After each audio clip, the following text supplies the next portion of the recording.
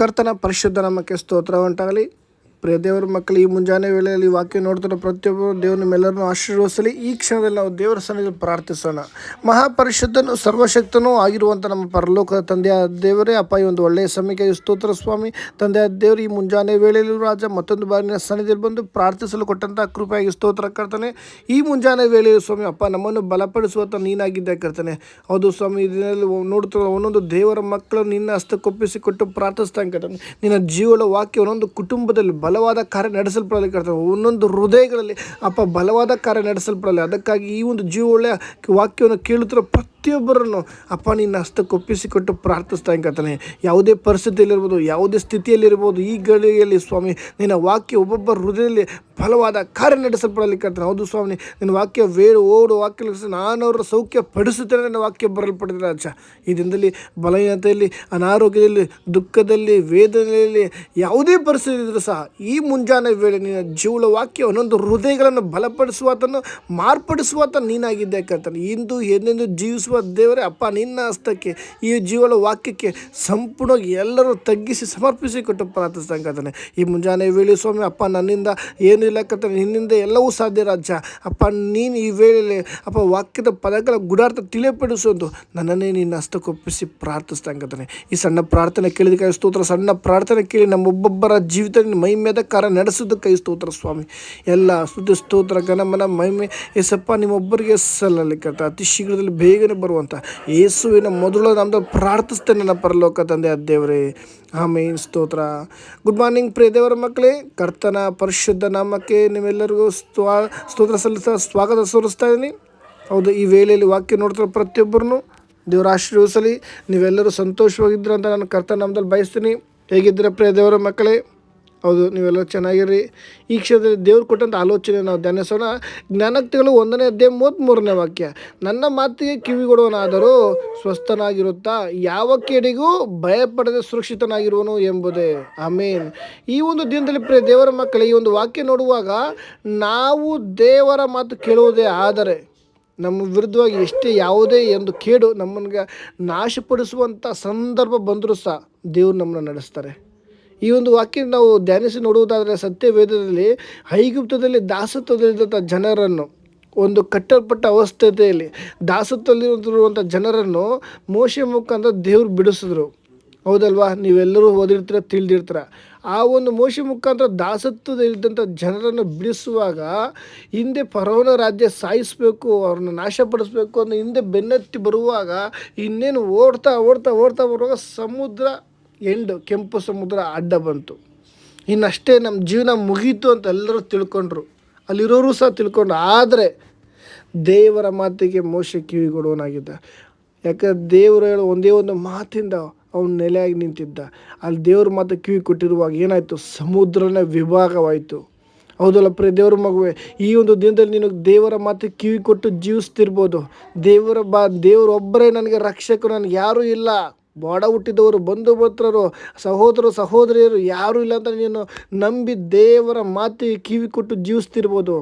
ನನ್ನ ಮಾತು ದೇವ್ರ ಮಾತು ಕಿವಿ ಕೊಟ್ಟು ಜೀವಿಸುತ್ತಿರುವಂಥ ಪ್ರಿಯ ದೇವರ ಮಗುವೆ, ನಿನಗೆ ಯಾವ ಕೇಡು ಸಂಭವಿಸೋದು, ಉಪದ್ರ ನನ್ನ ಗುಡಾರ ಸಮೀಪಕ್ಕೆ ಬರುವುದಿಲ್ಲ. ಯಾವ ರೀತಿ ವಾಕ್ಯ ಬರಲ್ಪಡೋದು ಅದೇ ಪ್ರಕಾರ ಯಾವ ಕೇಡಿಗೂ ಭಯಪಡದೆ ಸುರಕ್ಷಿತರಾಗಿರುವನು. ಇನ್ನೇನು ನಮ್ಮ ಜೀವನ ಮುಗೀತು ಅಷ್ಟೇ. ಕೆಂಪು ಸಮುದ್ರ ಯಾವ ರೀತಿ ಗೋಡೆ ಅಡ್ಡವಾಗಿದೆಯೋ, ಕೆಂಪು ಸಮುದ್ರ ಯಾವ ರೀತಿ ನಿಂತಿದೆಯೋ ಅದೇ ಪ್ರಕಾರ ನಿನ್ನ ಜೀವಿತ ಅಷ್ಟೇ ಡೆಡ್ ಎಂಡಲ್ ಆಗಿರ್ಬೋದು. ಯಾರು ಸಹಾಯಕರ ಇಲ್ಲದೆ ನೀನು ಜೀವಿಸ್ತಿರ್ಬೋದು. ಈ ಮುಂಜಾನೆ ವೇಳೆಯಲ್ಲಿ ಪ್ರಿಯ ದೇವರ ಮಗುವೆ, ನೀನು ದೇವರ ಮಾತಿಗೆ ಕಿವಿ ಕೊಟ್ಟು ಜೀವಿಸುತ್ತಿರುವುದೇ ಆದರೆ ನೀನು ಧೈರ್ಯದಿಂದ ದೇವರಿಗೆ ಸ್ತೋತ್ರ ಮಾಡು. ನಿನ್ನ ಜೀವಿತವನ್ನು ಬದಲಾಯಿಸುವುದನ್ನು ನಿನ್ನ ಸಂಗಡ ಇದ್ದಾನೆ. ನಿನ್ನ ಜೀವಿತವನ್ನು ಮಾರ್ಪಡಿಸುವತ್ತ ನಿನ್ನ ಸಂಗಡ ಇದ್ದಾನೆ. ನಿನಗೆ ಎದುರಾಗಿ ಹೋರಾಡುವತ್ತ ನಿನ್ನ ಸಂಗಡ ಇದ್ದಾನೆ. ನಿನ್ನನ್ನು ಬೀಳಿಸ್ಬೇಕು, ನಿನ್ನ ನಾಶಪಡಿಸ್ಬೇಕು ಅಂತ ಶತ್ರು ಹಿಂಬೆಟ್ಟಿ ಬರ್ತಿರ್ಬೋದು. ಆದರೆ ಶತ್ರುವಿನ ಎಲ್ಲ ಕಾರ್ಯಗಳನ್ನು ಲಯ ಮಾಡುವತ್ತ ನಿನ್ನ ಸಂಗಡ ಇದ್ದಾನೆ. ಆತನೇ ನನ್ನ ಕರ್ತನಾದ ದೇವರು. ಈ ಮುಂಜಾನೆ ಪ್ರಿಯ ದೇವ್ರ ಮಗುವೆ, ನೀನು ದೇವರ ಮಾತಿಗೆ ಕಿವಿ ಕೊಟ್ಟು ಜೀವಿಸುತ್ತಿರುವಾಗ ನಿನಗೆ ಕಳವಳ ಬೇಡ. ನೀನು ದೇವರ ಮಾತಿಗೆ ಕಿವಿ ಕೊಟ್ಟು ಜೀವಿಸುತ್ತಿರುವಾಗ ಅಪಮಾನ ಆಗಿರ್ಬೋದು, ಆದರೆ ಕಂಗೆಡಬೇಡ ಪ್ರಿಯ ದೇವರ ಮಗುವೆ. ಕಂಗೆಟ್ರೆ ನಾನು ನಿನ್ನನ್ನು ಕಂಗೆಡಿಸುತ್ತಾನೆ. ದೇವ್ರ ವಾಕ್ಯ ಬರಲ್ಪಟ್ಟಿದೆ. ಶತ್ರುವಾದವನು ನಿನ್ನನ್ನು ಕಂಗೆಡಿಸ್ಬೇಕು, ನಿನ್ನನ್ನು ಗಣ್ಣೀರು ಹಾಕಿಸ್ಬೇಕು. ನಿನ್ನ ಸ್ವಂತ ಅಲ್ಲಿ ದೂರದೇ ಇರೋರನ್ನ ಯಾರೋ ಶತ್ರುವಾದವನು ಎಬ್ಬರಿಸೋದಿಲ್ಲ. ನಿನ್ನ ಸಂಗಡ ನಿನ್ನ ಜೊತೆಲಿರೋರನ್ನ ಶತ್ರುವಾದವನು ಉಪಯೋಗಿಸ್ತಾನೆ. ಈ ದಿನದಲ್ಲಿ ದೇವ್ರ ಮಗುವೆ ಶತ್ರುವಾದವನು ಏನೇ ಕುತಂತ್ರ ಮಾಡ್ಬೋದು, ನಿನ್ನನ್ನು ಕಂಗೆಡಿಸ್ಬೇಕು, ನಿನ್ನನ್ನು ಬೀಳಿಸ್ಬೇಕು, ನಿನ್ನನ್ನು ಆತ್ಮಿಕವಾಗಿ ಸಾಯೋ ಥರ ಮಾಡಬೇಕು, ದೇವಸ್ಥಾನದಲ್ಲಿ ಬೆಳೆಯಬಾರ್ದು, ಆತ್ಮಿಕ ಉಜ್ಜಿನ ಉಂಟಾಗಬಾರ್ದು ಅಂತ ಶತ್ರುವಾದವನು ಏನೇ ಕುತಂತ್ರ ಮಾಡ್ಬೋದು. ನೀನು ಧೈರ್ಯವಾಗಿರು ದೇವ್ರ ಮಗುವೆ. ಯಾಕಂದರೆ ನೀನು ಈ ಲೋಕವನ್ನು ಉಂಟು ಮಾಡಿದ ದೇವರ ಮಾತಿಗೆ ಕಿವಿ ಕೊಡ್ತಿರೋದು, ಮನುಷ್ಯರ ಮಾತಿಗಲ್ಲ. ಅಲ್ಲಿ ನೋಡಿ, ಅಲ್ಲಿ ಮೋಶೆ ದೇವ್ರ ಮಾತು ಕಿವಿ ಕೊಡುವನಾಗಿದ್ದ ಕಾರಣ ಆ ಒಂದು ಏನಾಯಿತು, ಆ ಒಂದು ಸಮುದ್ರನ ವಿಭಾಗ ಮಾಡಿ ಅದರಲ್ಲಿ ದೇವರು ಅವ್ರನ್ನ ಇಸ್ರಾಯೇಲ್ ಜನರನ್ನು ದೇವ್ರು ಕಾಪಾಡಿದ್ರು.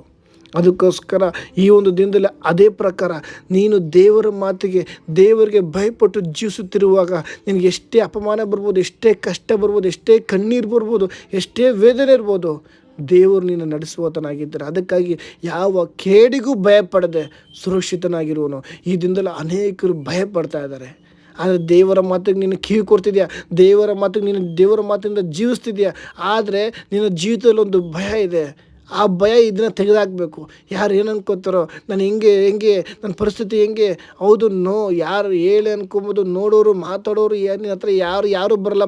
ದೇವ್ರ ಮಗುವೆ, ನೀನು ಬಿದ್ದು ಹೋದಾಗ ನನ್ನ ತಂದೆ ಆದ ದೇವರು ಒಬ್ಬನೇ ನಿನ್ನನ್ನು ರಕ್ಷಿಸೋದು. ನೀನು ಸೋತು ಹೋದಂಥ ಸಂದರ್ಭ ನನ್ನ ತಂದೆ ಆದ ದೇವರು ಒಬ್ಬನೇ ನಿನ್ನನ್ನು ಬಲಪಡಿಸುವುದು. ಈ ದಿನ ನೀನು ಯಾರು ಅನ್ಕೋತಾರೋ, ಅವ್ರು ಹಂಗಂಕ ಇವ್ರು ಅವ್ರು ಯಾರು ನೀನು ಅಂತೂ ಸೋತೋದಂಥ ಪರಿಸ್ಥಿತಿಯಲ್ಲಿ ಬಂದಿಲ್ಲ. ದೇವ್ರ ಮಗುವೆ, ನಿನ್ನ ಕೈಯಲ್ಲಿ ಆಗಲ್ಲ ಅನ್ನುವಾಗ ನನ್ನ ತಂದೆ ಆದ ದೇವರು ನಿನ್ನನ್ನು ಬಲಪಡಿಸಿದ್ದು. ಅದಕ್ಕಾಗಿ ಮುಂಜಾನೆ ವೇಳೆಯಲ್ಲಿ ನನ್ನ ಮಾತಿಗೆ ಕಿವಿ ಕೊಡುವವನಾದರೂ ಸ್ವಸ್ಥನಾಗುವನು. ಈ ದಿನ ನೀನು ದೇವರ ಮಾತಿಗೆ ಕಿವಿ ಕೊಡ್ತಿದ್ಯಾ, ಆದರೆ ನಿನ್ನ ಜೀವಿತದೊಂದು ಭಯ ಇದೆ. ಆ ಭಯ ತೆಗೆದಾಕು. ಆ ಭಯ ತೆಗೆದಾಕುವಾಗ ಯಾವ ಕೇಡಿಗೂ ಭಯ ಪಡದೆ ಸುರಕ್ಷಿತನಾಗಿರುವನು. Amen, hallelujah. ಈ ಒಂದು ವಾಕ್ಯ ಓದುವಾಗ ಒಂದು ಪ್ರಸನ್ನತೆ, ಈ ವಾಕ್ಯ ಓದುವಾಗ ಒಂದು ದೇವರ ಶಕ್ತಿ ನಮ್ಮ ಮೇಲೆ ಚಲಿಸ್ತದೆ. ಯಾಕಂದರೆ ದೇವರ ಶಕ್ತಿ ನಮ್ಮಲ್ಲಿ ಇಳಿದು ಬರುವಾಗ ಯಾವ ಕಿವಿ ನಮ್ಮ ಹತ್ರ ಬರೋದಿಲ್ಲ. ಯಾಕಂದರೆ ನಾನು ದೇವರ ಮಾತಿಗೆ ಕಿವಿ ಕೊಡುವನಾಗಿದ್ದೇನೆ ಅಂತ ತಿಳುವಳಿಕೆ ನಮಗೆ ಬರಬೇಕು. ದೇವರ ಮಾತಿಗೆ ನಾನು ಇದನ್ನು ಕಿವಿ ಕೊಡುವುದೇ ಆದರೆ ಶತ್ರುವಾದನು ಭಯ ಹುಟ್ಟಿಸುವಂಥ ಯಾವುದೇ ಕಾರ್ಯ ಇರ್ಬೋದು, ಅವೆಲ್ಲವನ್ನು ಸೈತಾನನ ಗದರಿಸಲಿ, ಆತ ನಿಮ್ಮನ್ನು ಬಿಟ್ಟು ಓಡಿ ಹೋಗೋನು. ಯಾವಾಗ ನೀವು ದೇವರ ಮಾತು ಕಿವಿ ಕೊಡುವಾಗ, ದೇವರ ಮಾತು ಕಿವಿ ಕೊಡುವಾಗ ನಿನ್ನ ಜೀವಿತ ಡೆಡ್ ಎಂಡ್ ಅಷ್ಟೇ ಮುಗಿಯಿತು ಅಂತ ನೀನು ಅಂದ್ಕೊಂಡಿರ್ಬೋದು. ಆದರೆ ನನ್ನ ತಂದೆ ಆ ದೇವರು ಆ ಡೆಡ್ ಎಂಡ್ ಮುಖಾಂತರನೇ ದಾರಿಯಾದ ಪರಿಸ್ಥಿತಿಯಲ್ಲಿ ದಾರಿ ಮಾಡುವಂತನಾಗಿದ್ದಾನೆ. ನನಗೆ ದಾರಿ ಇಲ್ಲ, ನನ್ನ ಜೀವನ ಮುಗಿದು ಇಷ್ಟೇ ಕೊನೆ, ನನಗೆ ಯಾರೂ ಸಹಾಯಕರಿಲ್ಲ ಅಂತ ನೀನು ಅನ್ಕೊತಿರ್ಬೋದು. ನಿನ್ನನ್ನು ಯಾರೇ ಕೈ ಬಿಟ್ಟರು, ನಾನು ನಿನ್ನನ್ನು ಕೈ ಬಿಡೋದು ದೇವ್ರ ವಾಕ್ಯ ಬರಲ್ಪಟ್ಟಿದೆ. ಅದಕ್ಕಾಗಿ ನೀನು ದೇವರ ತ್ರಾಣವುಳ್ಳ ಹಸ್ತದ ಕೆಳಗೆ ನೀನು ಇದೆಯಾ ದೇವ್ರ ಮಗುವೆ. ಈ ಮುಂಜಾನೆ ವೇಳೆ ನಿನ್ನ ಜೀವಿತವನ್ನು ಆತನಿಗೆ ಸಮರ್ಪಿಸಿಕೊಡು. ನೀನು ಯಾಕಂದರೆ ದೇವರ ಮಾತಿಗೆ ಭಯಪಟ್ಟು ಜೀವಿಸ್ತಿದೆಯಾ, ಆದರೆ ನಿನ್ನಲ್ಲಿ ಒಂದು ಭಯ ಉಂಟಾಗಿದೆ. ಆ ಒಂದು ಭಯ ತೆಗೆದಾಕಿದ್ದಲ್ಲಿ, ಆ ಭಯ ತೆಗೆದಾಕುವಾಗ ಯಾವ ಕೇಡಿಗೂ ನಿನಗೆ ಭಯ ಉಂಟಾಗೋದಿಲ್ಲ. ಏನೇ ಕೈ ಬರ್ಬೋದು, ನಿನಗೆ ಭಯ ಆಗೋದಿಲ್ಲ. ಯಾಕಂದರೆ ನೀನು ದೇವರ ಮಾತಿಗೆ ಕಿವಿ ಕೊಟ್ಟು ಜೀವಿಸ್ತಿದ್ಯಾ. ದೇವರ ಮಾತಿಗೆ ಕಿವಿ ಕೊಟ್ಟು ನೀವು ಜೀವಿಸುವಾಗ ನಿನಗೊಂದು ಸ್ವಸ್ಥತೆ ನಿನ್ನಲ್ಲಿದೆ. ಆ ಸ್ವಸ್ಥತೆ ಹೊಂದ್ಕೊಂಬಾರ್ದು ಅಂತ ಶತ್ರುವಿನಲ್ಲಿ ಭಯ ಇಟ್ಟಿರಿಸಿದ್ದಾನೆ. ಯಾಕಂದರೆ ನೀನು ದೇವರ ಮಾತಿಗೆ ಕಿವಿ ಕೊಡುವನಾದರೂ ಸ್ವಸ್ಥವಾಗಿರುವನು. ಆಲ್ರೆಡಿ ನಿನಗೆ ಒಂದು ಬಿಡುಗಡೆ ದೇವರು ಕೊಟ್ಟಿದ್ದಾರೆ. ಆಲ್ರೆಡಿ ನಿನಗೆ ಸ್ವಸ್ಥತೆ ನಿನ್ನಲ್ಲಿ ಇಟ್ಟಿದ್ದಾರೆ. ಆದರೆ ಒಂದು ಭಯ ನಿನ್ನಲ್ಲಿ ಏನಾಗ್ತಿದೆ, ಆ ಸ್ವಸ್ಥತೆನ ತಡೆ ಮಾಡ್ತಾ ಇದೆ. ಈ ದಿನ ಅದನ್ನು ತೆಗೆದಾಕುವಾಗ ದೇವರ ಬಲವಾದ ಕಾರ್ಯ ನಿನ್ನಲ್ಲಿ ನೆರವೇರುತ್ತೆ. ಯಾಕಂದರೆ ನೀನು ನನ್ನನ್ನು ಸುಮ್ಮನೆ ದೇವರು ಕರೆದಿಲ್ಲ. ತಾಯಿಯ ಗರ್ಭದಲ್ಲಿರುವಾಗಲೇ ನೀನೇ ನನ್ನ ಮಗನೇ ಎಂದು ಹೆಸರಿದು ಕರೆದಾತನಾಗಿದ್ದಾನೆ. ಈ ದಿನದಲ್ಲಿ ದೇವರ ಮಗುವೆ, ನಮ್ಮ ಮೇಲೆ ದೇವರ ಉದ್ದೇಶ ಇದೆ. ಅದಕ್ಕಾಗಿ ದೇವರ ಹಸ್ತಕ್ಕೆ ನಾವು ಒಪ್ಪಿಸಿಕೊಡೋಣ. ನನ್ನ ಮಾತಿಗೆ ಕಿವಿಗೊಡೋನಾದರೂ ಸ್ವಸ್ಥವಾಗಿರುವನು, ಯಾವ ಕೇಡಿಗೂ ಭಯಪಡದೆ ಸುರಕ್ಷಿತನಾಗಿರುವನು. ಆಮೇಲೆ ಈ ದಿನ ನಾನು ದೇವರ ಹಸ್ತದಲ್ಲಿದ್ದೇನೆ, ನನಗೆ ಸುರಕ್ಷಿತನಾದ ದೇವರು ನನ್ನ ಸಂಗಡ ಇದ್ದಾನೆ. ಆ ಒಂದು ಧೈರ್ಯ ನಮ್ಮಲ್ಲಿರುವುದಾದರೆ ಯಾವ ಅನಾರೋಗ್ಯ, ವೇದನೆ, ದುಃಖ, ಕಷ್ಟ, ಶತ್ರುದನ್ನು ಏನೇ ತಂದರೂ ಸಹ ನಮಗೆ ಭಯ ಉಂಟಾಗೋದಿಲ್ಲ. ಯಾಕಂದರೆ ಯಾವ ಕೇಡಿಗೂ ಭಯಪಡದೆ ಸುರಕ್ಷಿತನಾಗಿರುವನು. ಆಮೇನ್. ಈ ಒಂದು ವಾಕ್ಯ ನಮ್ಮಲ್ಲಿ ಯಾವಾಗ ಧನಿಸ್ತಿರ್ಬೇಕು, ನಾನು ಯಾವ ಕೇಡಿಗೂ ಭಯಪಡದೆ ಸುರಕ್ಷಿತನಾಗಿರುವನು. ಯಾಕಂದರೆ ನಾನು ದೇವರ ಮಾತಿಗೆ ಕಿವಿಗೊಡುವನಾಗಿದ್ದೇನೆ. ಆಮೇನ್. ಈ ಒಂದು ವಾಕ್ಯದ ಮುಖಾಂತರ ದೇವರು ನಿಮ್ಮೆಲ್ಲರನ್ನು ಆಶೀರ್ವದಿಸಲಿ. ಆಮೇನ್.